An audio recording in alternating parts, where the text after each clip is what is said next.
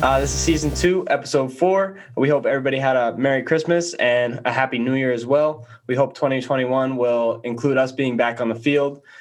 We definitely miss that. Definitely miss playing together, seeing all the parents and family in the stands. If you're watching this video on YouTube, like, subscribe. You can leave a comment or email Tim Field, TIMFIELD, @anselm.edu with any questions. You can also follow us on our Instagram page at St Anselm Men's Soccer spelled out. And if for some reason YouTube isn't working for you, we're also streaming on Podbean and Apple Podcasts. So today's episode is actually something that Tim and I have been trying to get around for quite some time, and that's our Meet the Freshmen episode. We would like to welcome two of our newest faces to the squad. We have Thomas Prentice and Colin Miller. So guys, welcome to the show, and thanks for joining us today. Thanks for having us. So quick background on both of you guys. Thomas, a secondary education major from Merrimack, New Hampshire. He attended New Hampton School, where he was a 4-year starter of the varsity soccer team and was also a member of the All Lakes Region team. And for Colin, he's a business administration major from Nashua, New Hampshire, where he attended Nashua North High School. He was also a 4-year member of the varsity soccer team, and he served as team captain as a junior and senior. So both these guys play outside back, and they have a lot of playing experience so far, as you probably figure out. So we're definitely looking forward to what they can provide us on the field, hopefully this spring, if not next fall, when we get back to competing against other programs. So, hey, everyone. Thanks again for joining us. One of the things when we do these episodes that we always ask any new guy that we're interviewing is really why you chose St. A's, what appealed to you, what made you come here. And while I kind of know this personally because I am one of the lucky few, as is Bruno, that remembers you guys when you were actually shorter than me. Remember you playing when you were 5, 6 years old. Colin, I remember you out front doing tricks with the soccer ball when you were in first grade. So, and Thomas, I remember you running around the fields at the middle school. So it is kind of cool to see you guys grown up and out here with us now. But besides the love of Tim and Bruno, why did you guys pick St. A's? Thomas, why don't we start with you?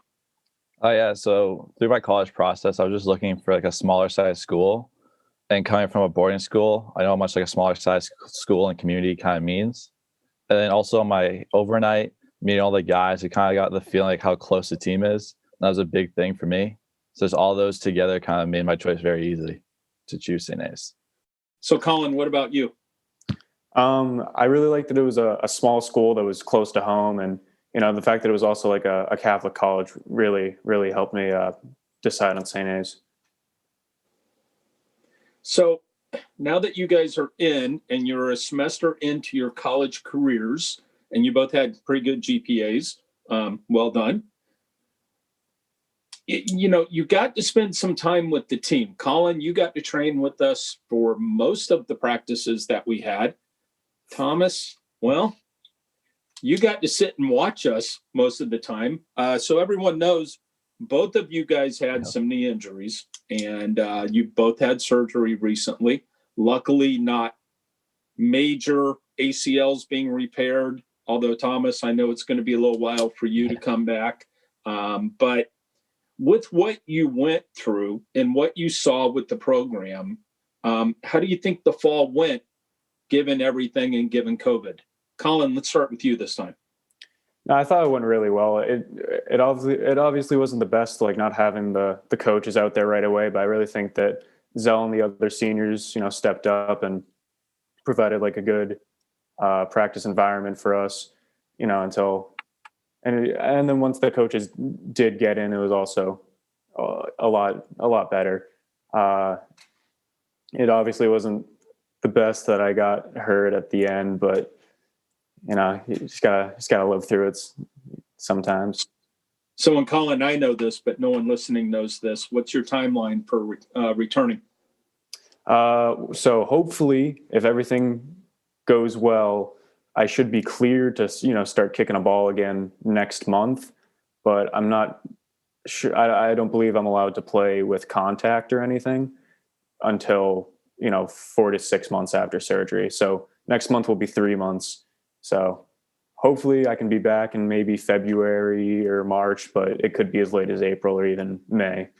Hey, bro, Well, take your time. Take your time. Yeah. We've had too both many guys try to discussed come that. back and get hurt even worse. Yeah, no rush at all. So, Thomas, what were your thoughts on the fall? Obviously, from the sideline almost the entire time. Yeah, that part kind of sucked, but I felt like as a group, we kind of made like the most of what we had and the opportunities that we were given. And to end it all in like a scrimmage was great. And then like piggyback off Colin said, like the older guys really stepped up in my opinion and like got us focused at practices and just create a good atmosphere for the guys to train in. So just to kind of turn on the topic here for a little bit, as I said before, you guys have both played a lot of soccer. As I said, both 4-year varsity players in high school, and you've also both had a lot of club experience as well. Something for me when I first got into college, which was 3.5, almost 4 years ago now, which is crazy. Something that I noticed was that the game was like at a whole nother level in terms of speed of play, the pace, and also the competitiveness and the seriousness, as well as like the size of some of our opponents, even though we're playing against each other right now, but the size of some of the guys really impressed me as well. Is that something that you guys have noticed also when you arrived here and played for the first time in practice with us? Thomas, start with you.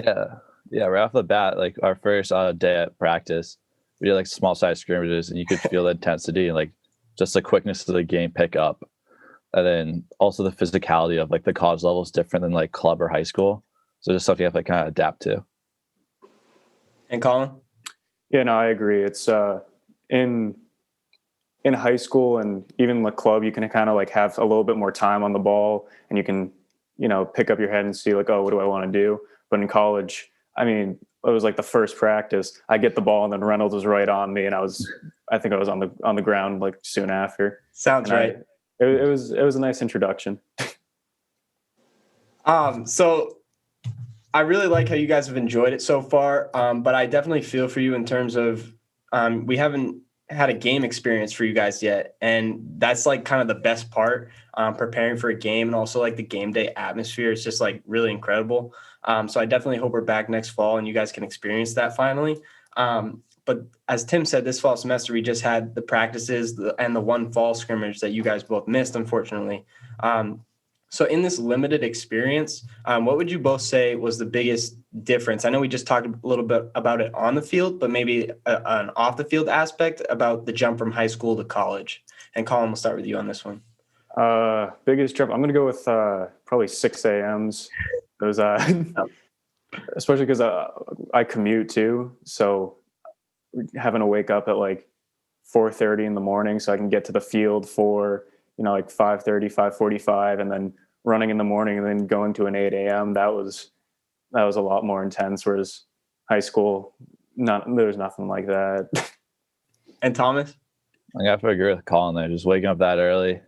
I do that in high school, but then also like the time you have in between classes and like the time management was a different aspect that like in high school you don't really see a lot of. So, guys, going back to the injuries, and Thomas, I apologize. I didn't ask you for the update. But again, I know at least more than most people know what your recovery schedule looks like. But what are you looking at right now? Right now, I'm looking at like 9 to 12 months before I touch the field again. Yeah.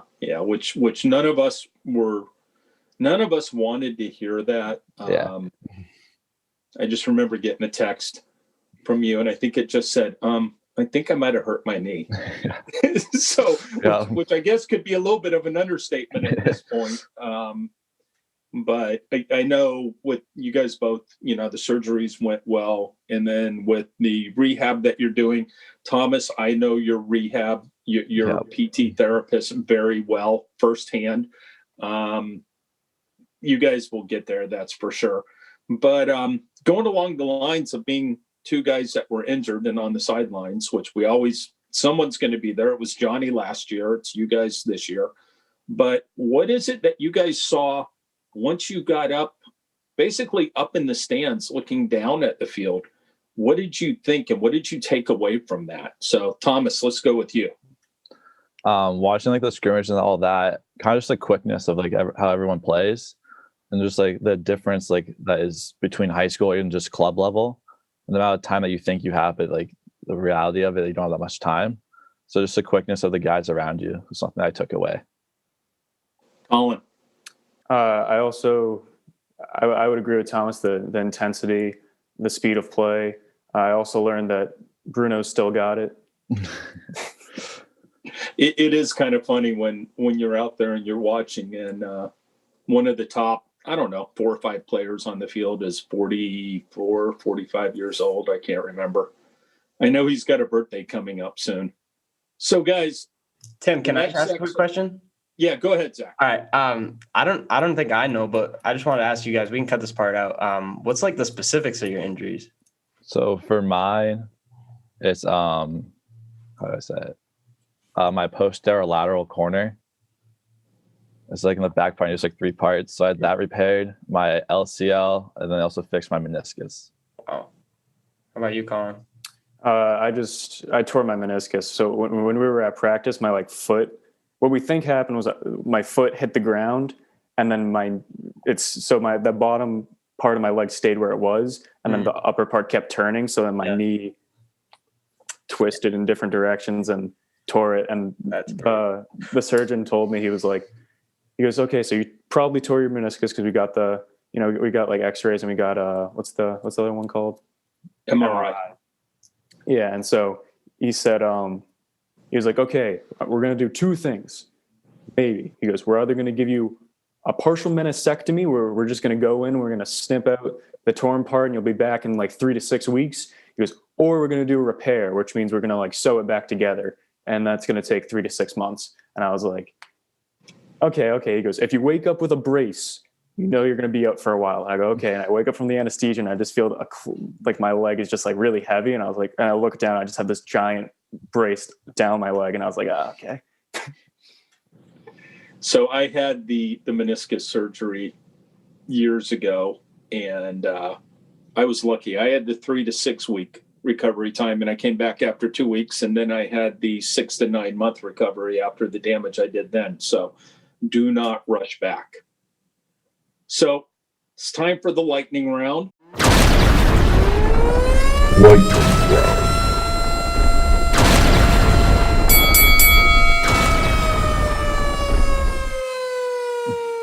Guys, like we talked about before we filmed this, I know you guys are both big fans and you watch us all the time, but just in case, I'll give you the heads up. We're going to ask you guys some questions. Some of them have to do with soccer, or some of them have to do with you personally, and some of them may have to do with things that you just really don't know how we came up with them. But we want you to go through, give us a quick answer. Don't put too much thought in this. Let's make it fun. Got it? All right. Okay, so Thomas, you answered the first one first, and then Colin, you go after Thomas. So I know you both had good grades. I know you did not get in much trouble this year, or any trouble, I should say, while on campus. So I'm going to assume that Santa paid you a visit last week. What was your favorite Christmas gift this year, Thomas? I'll go for my new Adidas jacket that I got. Colin. I got a new phone, so I'm pretty excited about that. And then for bonus, Zach. I got a new sound bar for my TV in my room, so that was pretty solid. How about you, Tim? I got racing stripes put on my Mini, which surprised me. I wasn't expecting to get that. It was pretty cool. Can't wait to see that. Yeah. All right. First question for me, guys. Colin, we'll start with you on this one. Would you rather play soccer in warm or cold weather? I think the Hawaiian blood in me is gonna have to say warmer. And Thomas? I got feel cold. I think I'm more of a warm guy myself because nobody else likes it, like playing in the heat. So I mean, I just kind of use that to my advantage. I don't like playing in the cold though because it takes a while to get warmed up. But once you're there, it's fine. Yeah. Well, Zach, let me ask you this because you experienced this. Thomas, you may have experienced this at one point in club too. But Tampa in August, did you like that kind of heat? I mean, I didn't mind it. However, I did mind that a lot of our stuff got canceled because of the thunderstorms. But well, I mean, that's Florida for you. I like the heat. Yeah. So, okay, Colin, we're going to start with you on this one. And this is kind of purposely put in there because I think I know your answer for this one. But who on the team has the best ball juggling skills? Dude, there's a lot. I mean, like Johnny's really good at it too. Like who else on the team? Well, wait a minute. You said Johnny's really good at it too, but that's the first name you said. Well, I also think Kevin. I also think even Ethan too.